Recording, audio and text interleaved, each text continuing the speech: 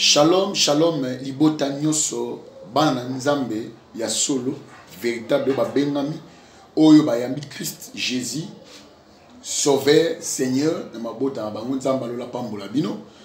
C'est votre humble le prophète Samuel Eric Kasongo, oyo boyebi na kati ya chaîne obozola nanga ito na CTV, comme présentateur de mission ibele bolandaranga.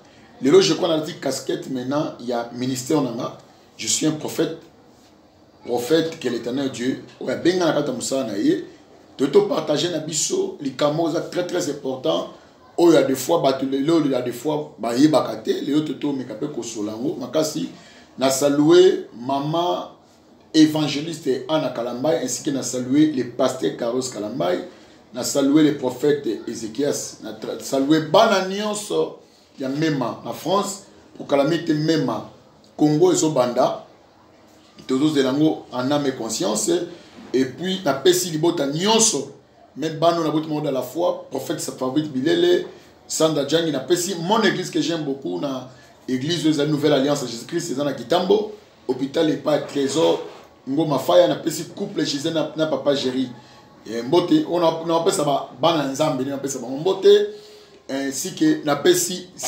oyezali Dieu merci ma fille que Dieu te bénisse beaucoup sans oublier papa Oezali Kadi et Oezali P na Kombo ya Claudia Panzu, c'est une servante de l'Éternel, Nzamba Pambolabino. Tous les collègues n'ont sur la pasteur Nzamba Pambolabino, tout le monde. Le autre parler qu'un mot très important si j'aime Oezali Mala Makasi par rapport à l'appel. Le confusion contre Makasi dans le monde ecclésiastique, tous les bananités Oyaza appelé, Nanaza appelé. Il y a beaucoup de dégâts sur la carte d'église. Parce qu'il faut que vous ayez na kati ya appel, toza na appel oyo mutu. Abengi mutu, tu as un appel au babengi, appel na kati ya ministère, toza na appel au babengi appel authentique. Tu as un appel au appel par des hommes, de mutu na mutu. Mais on te parler, ils ont dit appel par rapport à nzambe nenga benga kabatunaye. Pour les gens qui ont belé, tu as un parachuteur. Dans le parachuteur, tu as un musala nzambe. Ami kota na musala nzambe, ayebi et bandel pe soukate, mais à côté de quoi comme nous nzambe. Il y a beaucoup de confusion. Lorsque l'Éternel a benga mutu, tu as 3 étapes. La première étape, on a appel. La deuxième, la deuxième étape, on a formation. Et la troisième étape, on a mission. Tu as vie, il y a même si tu as 1 Samuel, tu as 2 Samuel, tant que tu as Samuel. Après avoir Anna, tant que tu as l'Éternel n'a pas saillé, lorsque Samuel a eu la carte temple, malgré Koutanaki, na Élie le sacrificateur. Bible lobi, Élie le sacrificateur, bananae of 9 ans la malamte. Mais on remarque que lorsque Nzambe azo benga Samuel, Bible lobi malam. Samuel azo Nzambe na mungongo ya Élie. Il fallait que son père, que non, ce n'est pas moi qui t'appelle, mais c'est l'Éternel qui t'appelle. Deuxième personne, tu vois aussi Malélo, la vie à David, dans le total d'écriture, et aux Amala Makas. 1 Samuel chapitre 16. J'aime la parole. Au côté où on a sauté, et puis tu peux évoluer. Bible, au banal partir premier verset, maintenant on a sauté. Premier verset, l'Éternel dit à Samuel, quand cesseras-tu de pleurer sur Saoul? Je l'ai rejeté afin qu'il ne règne plus sur Israël.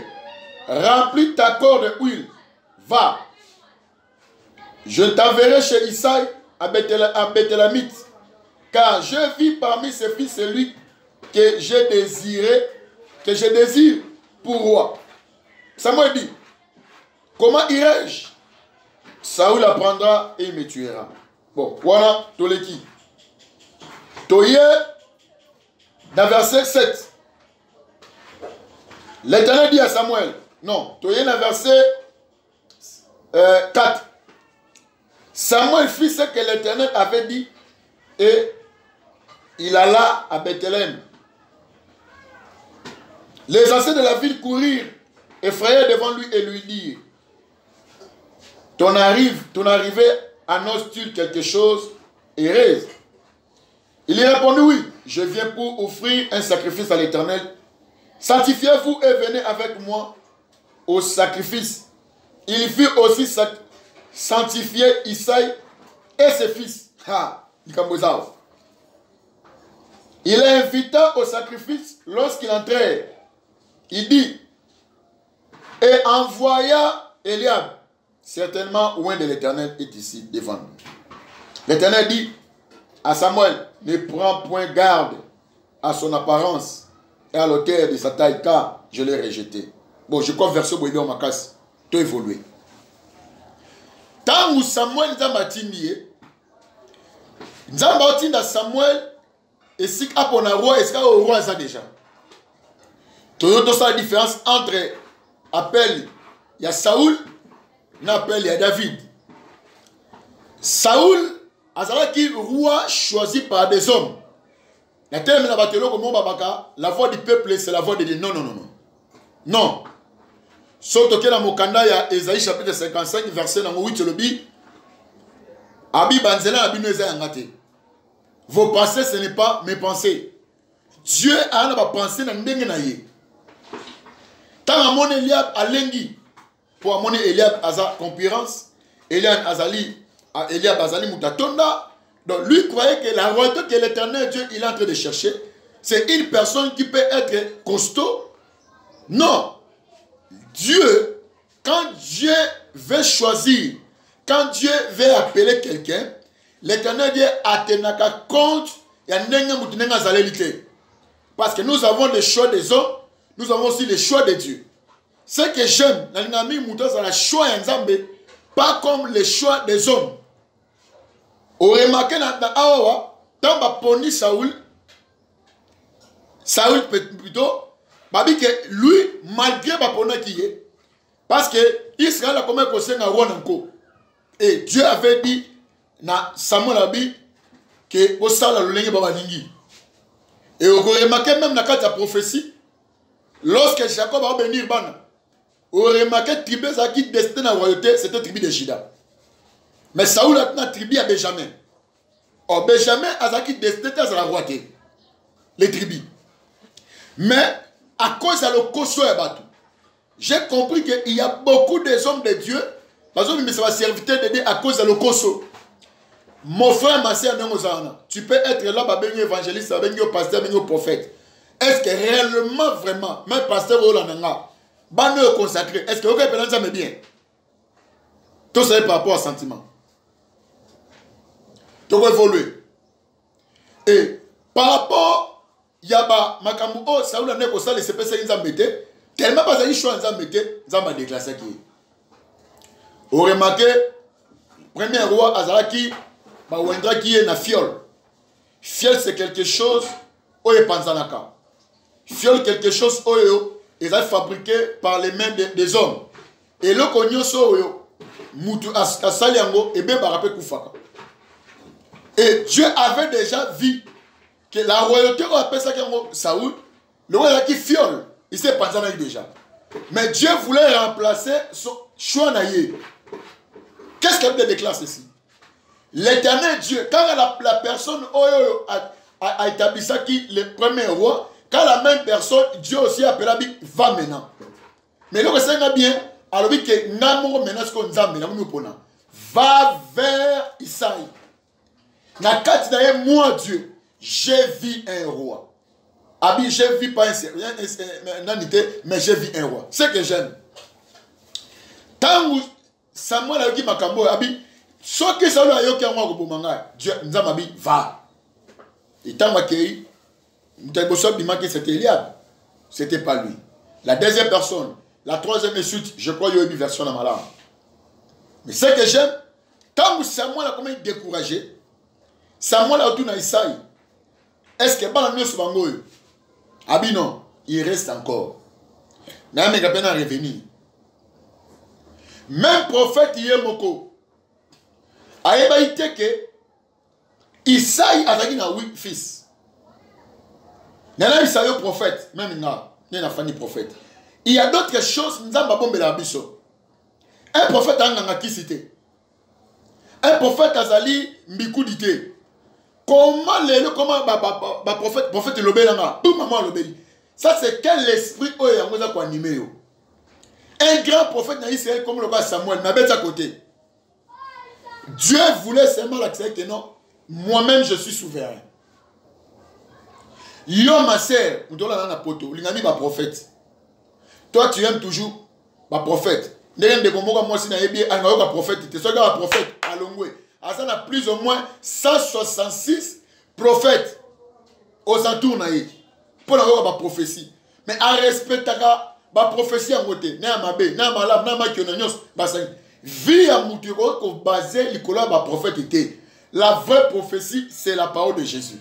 Toute personne on ne sait quand même le bananzambe, mais prophétie on est conseillé ko kisamate, mais si la parole de Dieu est katina yo, yeba que la parole de Dieu ko s'accomplit. Ya mo moni abaku kalobi, même si c'est où mais là, je reste à mon poste dans sa position. Que Dieu vous bénisse. Et puis il dit que tant maintenant prophète Atali Isaïabi, est-ce que nous souvent abi non?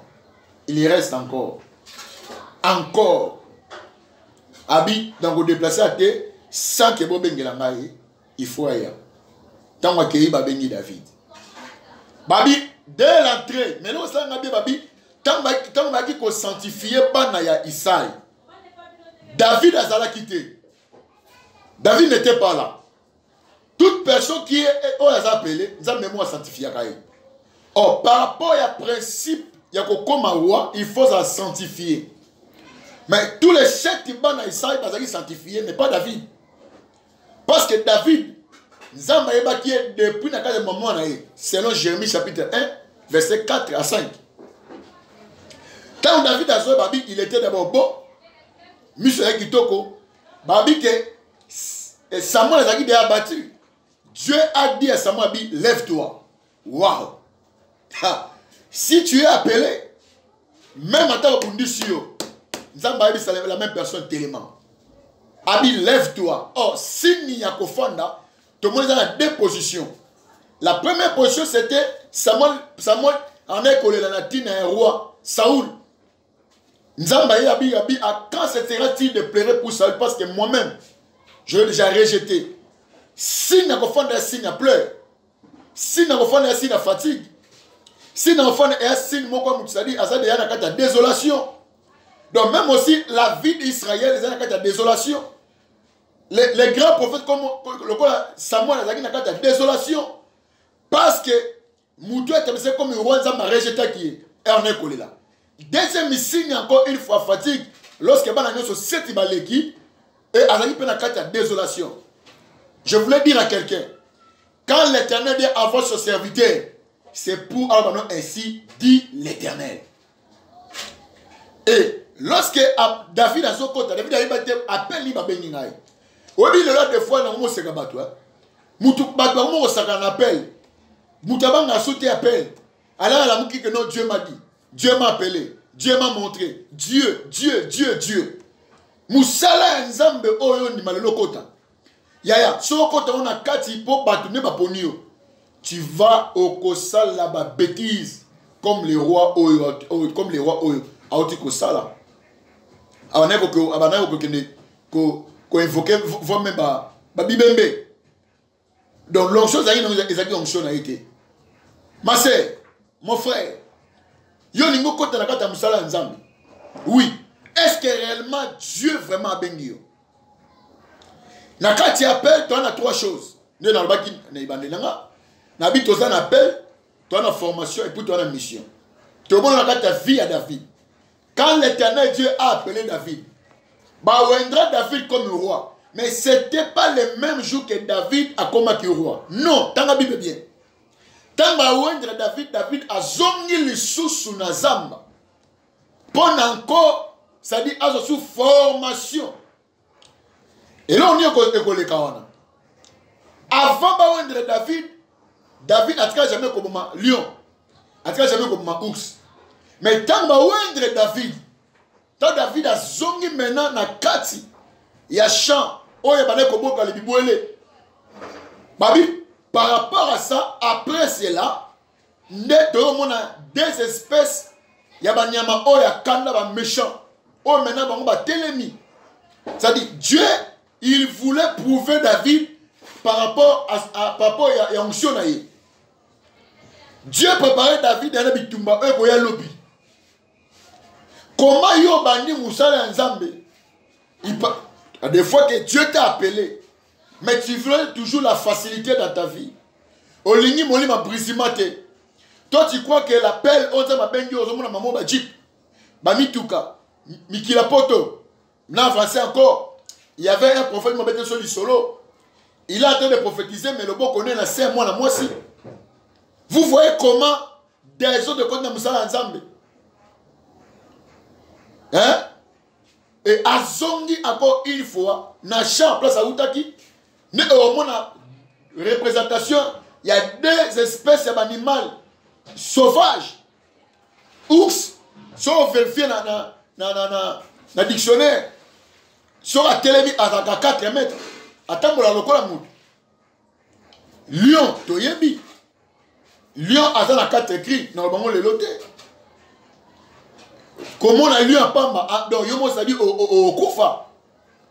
Des espèces sont baillées. Pour que bas soit ban à pâté, oh David a neko boko là.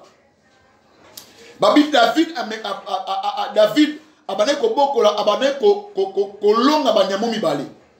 Ours, c'est l'image, il y a Goliath. Lion, c'est l'image, il y a roi Azaki en place. Ça dit, d'abord, ça dit, alors on est fou sur on a, par rapport à Lion. Tant que maintenant, Zambé, à côté ici, il y a une formation. Dieu l'a appelé, Dieu aussi a formé David. Tant que formation de David est ici, il faut maintenant lancer David dans le champ de bataille. Yaya, yo osano no appelé. On a la formation te. Oli maman mission. Ya mon de la bengango bapel moko précoce. Bapel moko ya bana machombe. Mutaboni mutema lelo maman pour comme évangéliste. Avant de le pour comme apôtre. Pour bishop. Pour sokinan. Massé. Appel sans brisement, ce n'est pas un appel. On est commis qui bourgeoisie. Tant où David a eu, David abimi libanda. Abimi, na kati ya champ, na zozo repa na bango. Ne papa na bango, azobisa David, abi zoma pa oyo, ke kota bandeko na yo. So baza ko se comporter nini. Oh, kuna, ake okuta na nyama. Na kombo la Goliath. C'est une personne qui a bien parce que Goliath a une représentation déjà na ours. Goliath a un kolobabilo comme ça, a ko tumisa Israël na bilo comme ça. Ana ko tchaba ana ko défier bango le matin. Ana défier bango na midi. Ana défier mon père na pokwa. C'est-à-dire quoi? Goliath ana ko bangisa batongo na bango. Goliath a ko bangisa ba midi na bango, c'est-à-dire vabalia et puis Goliath a ko ça mo kimia na butu. Trois choses. Si Dieu t'a appelé, tu dois d'abord défier trois choses. Oyo yango c'est-à-dire eza une seule de fois la famille na yo, na kati mboka na yo, na kati même église na yo. Nous avons des cris. On a trois cris. Oh Goliath qui le azoganga na kati l'église. Mais il y a que toi, tu es un prophète. Ministère. Mais pourquoi les trois défis on a au Goliath jusqu'à présent, on est au long monté. Au long monté, pourquoi? Parce que le matin, ce qu'on a ça dit ça des fois, pourquoi? Donc ça dit, Israël, ça dit, à stress. À cause de Goliath. Goliath, il a été dans la famille. Goliath, il a été dans le quartier. Goliath, il a été dans le libala na yo. Yo za couple pastoral, mais zo ko longa Goliath na yo te. Il y a beaucoup de divorces dans bassin d'Anzambe. Au moins, moi, c'est la monnaie de démon. Non, c'est l'impudicité de Tina Kiobal. Ceux qui appellent, si Dieu, ceux qui nous ont ben yoté, ma soeur, mon frère, oh là, n'a mikila poto, n'a qui chasse partout le monde. Tika, l'appel est à jeter, c'est toute une vie. Quand on a un sacrificateur, quand on a un serviteur de Dieu, ce n'est pas la bourgeoisie. Parce qu'il y a un Mercedes, lui il voyait qu'il y a un Sasoginan. Les hommes ont commis à cause de l'appel. Est-ce que vous appelez? Question de l'angoisse. Vous appelez. Baba Bengio, formation de l'Ekinango. Quelles sont les missions? Missions de ma personne. Est-ce que réellement ton père spirituel a eu une zambe? Tu as conservé parce qu'il y a mon au père ça y va dim. Tout le monde va consacration soit des fois parce que après ça y va mon belé pour toi quand une église il faut te consacrer. L'appel est bon maka. Conseil est un peu bon maka. Keba ou comment on va usa. Et là que bon ça n'a été aussi mango. Quand David a eu le quoi qui a appelé David a apporté la solution au peuple d'Israël. Quand Dieu t'a appelé, c'est pour apporter la solution. Mais si on apporte la solution, tu sais que ce n'est pas Dieu qui t'a appelé, ce sont les hommes qui t'ont appelé. Maintenant, tu vas établir. Je crois que moi, tant que il y a juste un flashé pour la bandit comme ma prédication. Appelle aux hommes qui osent appeler. Mais bachaki on encore, nena bisa yo renoncer tika na yo. Démissionner. Parce que ce que tu es en train de faire, ils appellent. Et puis dans la mission des fois, papa français nous soit des fois ils appellent mais aza bambo on est belé qui facilement na mona ngaba. Tellement c'est colonel bambo on est belé à une église. Allez, est-ce qu'on dit qu'on établit ma pasteur? Il y a bien un pasteur, beauté à fouti bango. Ah! En tout cas, ok, je crois, n'a commis vraiment la soukaya pour la lelo, que l'éternel Dieu vous bénisse abondamment. Je voulais prier pour pas problème. Si tu veux, mon numéro est là. Je suis le prophète. Et soit des fois, on a besoin de consultation prophétique. La prière pour le Makamnayo, appelle-moi, on a dispo dans la secrétaire. Mon numéro, ils vous affiché. Benganga ipoto solo là. Ceux pour moni que likambo on a teyo que se retrouver dans la carte bilangana moko obimate, appelle-moi, ngana ko orienter. Tama benga Moïse a tuna nzambe trois questions. Trois questions Moïse a tuna. Moïse a ndimaka te. Anima facilement te. Comment yo ndimaka musa nzambe na facilité bo. Sans poto tuna nzambe. Même ba so tuna nzambe. Tuna nzambe. Nzamba pambola bino. Je prie. Na sambeli nzambe. Éternel notre Dieu de grâce. Na sambeli pour na batonyo somazali na appel moko authentique. Les appels vrais. Dieu de grâce. Fortifié bango. Pesa bango makas. Na bible oyo azali pena appelé na kata ministère. A koti ya mote pour na koluka mbongo te. Mais éternel Dieu, muto nyonso akoti na musala nzambe. A cause ya mbongo le confondre ye. Ministère na ye nzambe au confondre yango dans le nom de Jésus. Bana nzambe no souvent na problème. Nzambe na sengi loboko na ngweza ikola bomo na yo. Ikola bomo na yo ma seo zola na ngai.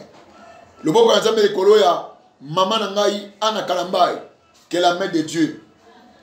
Et simba yo sigezali ainsi que papa Carlos nanda kumobimba. Et Dieu bénisse mon pays le Congo.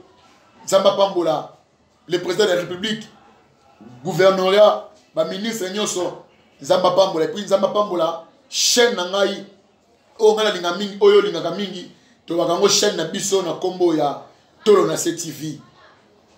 Que l'Éternel Dieu vous bénisse abondamment. À la prochaine et ciao.